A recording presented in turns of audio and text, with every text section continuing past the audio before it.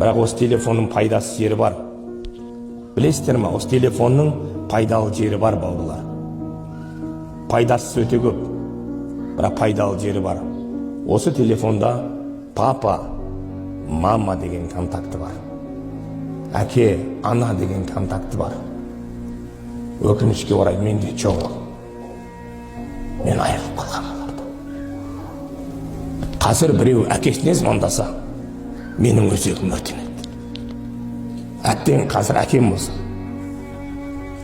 әкеме бір звондасамшы деген арман.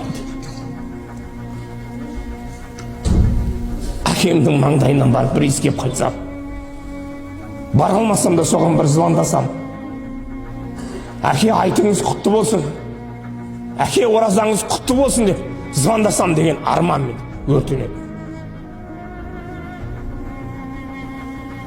Ана деген контакты бар біреулерде. Бақытты жандар олар. Ана, пайғамбар саллаллаху ата-анасына құрмет қылып атқандарға қызыға және қызғана қараңдар деген. Қызыға және қызғана қараң. Мама деген контакты бар. Видео звонатып қосып қойып. Ана, анашым деп. Bir сұхбаттасу арман. 30 жыл болды анамнан айырылып қалған. Жаным балам деп ойлап отырады дейді.